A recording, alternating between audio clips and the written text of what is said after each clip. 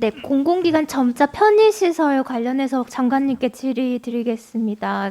네, 시각장애인에게 공공업무 시설은 복지시설 병원에 이어서 세 번째로 이용 빈도가 높은 그런 곳입니다. 매월 26.8% 시각장애인이 이용한다고 응답했을 만큼 빈도는 높지만 또한 공공기관은 타 기관의 모범이 되어야 한다고 생각을 합니다만 점자법 시행에 따라 수립된 제1차 점자 발전 기본계획으로 진행된 국립국어원의 2020년 점자 표기 실태조사 연구 용역 결과를 보니 전국 기초지자체 연면적 1000제곱미터 이상에 해당하는 203개 동행정복지센터 점자 편의시설 6,903개 중 점자 표기가 제대로 표시된 곳은 29%뿐이고 부적정 설치가 35.7, 그다음 미설치는 35.3%나 됐습니다. 심지어 장애물 없는 생활환경 인증, BF 인증이죠. 받은 곳 72곳 동행정복지센터도 절반이 부적정하게 설치된 것으로 나타났습니다. 즉 BF 인증 과정에 점자 편의시설 평가가 제대로 안 됐다는 얘긴데요.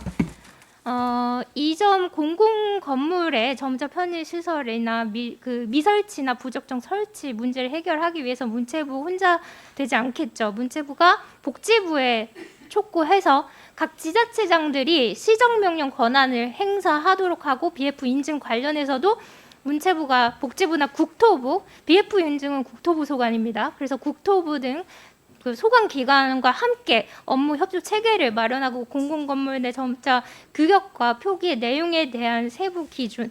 국립국어원에서 작년에 이 점자 표기 가이드라인을 정했습니다. 혹시 장관님 아시나요? 네. 네, 이게 또 제가 발의한 법안 약사법이 개정안이 통과가 됐습니다. 그래서 이제 비상상비 의약품과 또 이제 그 시각저장이 정하는 몇 개 의약품에는 점자 표기를 하게 돼 있는데요. 지금 국립국어원에서 정한 점자 표기 지침이 상당히 중요해지는 시기입니다.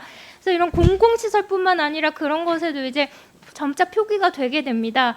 그래서 이런 부분에 있어서 복지부와 또 국토부가 BF 인증을 소관하고 있기 때문에 국토부와 협조 체계를 마련하셔야 합니다.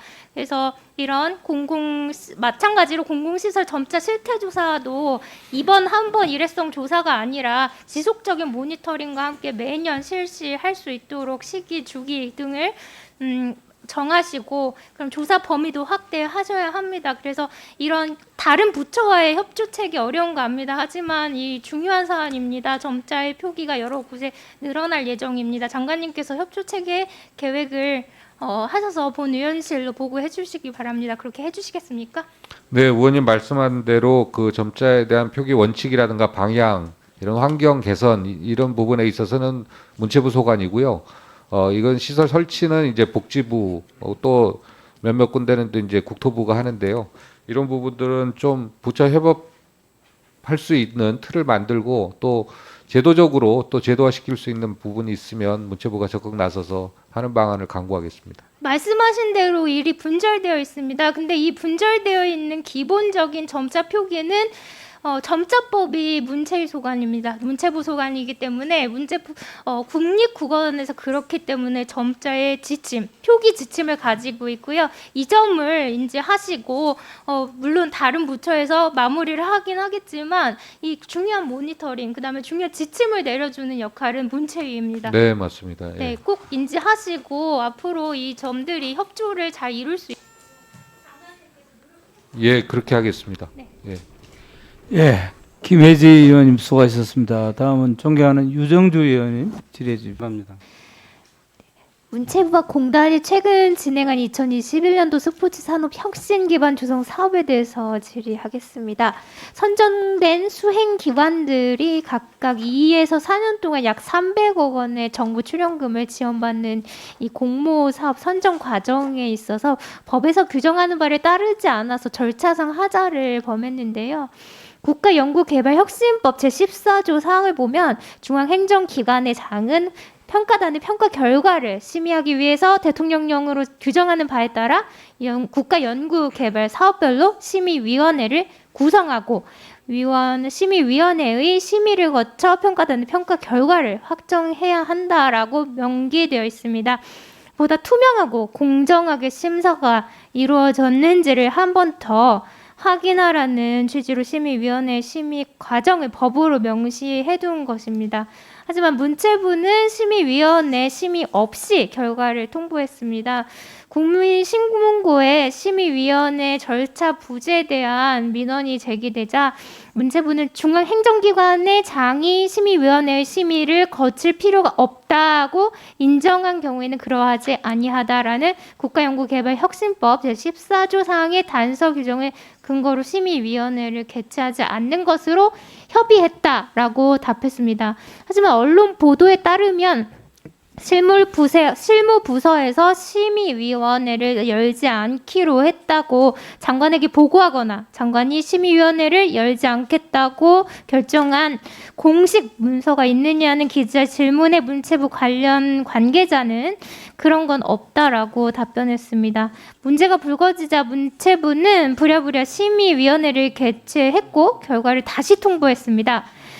국가연구개발혁신법에도 명기되어 있고 과기부 국가연구개발과제평가표준지침에도 결과 통보 이전에 심의위원회 심의를 거치도록 되어 있습니다.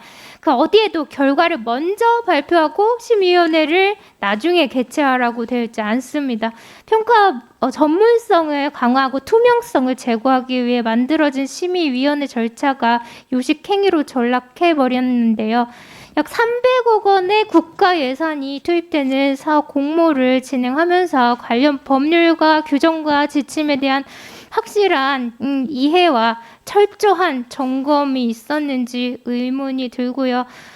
관련 법이 있어도 이런 식으로 운영한다면 국가 사업에 대한 투명성과 공정성은 크게 훼손될 것이라고 생각합니다. 방금 말씀드린 부분들에 대해서 문체부에서 지금 현재 진행하고 있는 혹은 앞으로 진행할 모든 국가연구개발 사업 절차를 다시 한번 확인하셔서 저희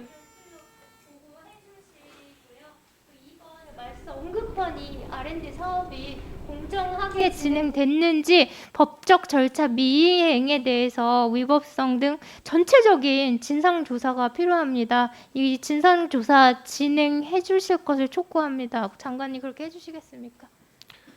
네, 문체부 내부에서 일단 검토하겠습니다. 그다음에 당연히 뭐 의원님 지적하신 대로 심의위원 구성을 해서 심의위원 제도 자체가 의원님 말씀하신 취지대로 하는 거기 때문에 당연히 이제 그 부분에 있어서 심의위원도 그 절차를 잘 지켜내도록 하고 보고도 드리겠습니다.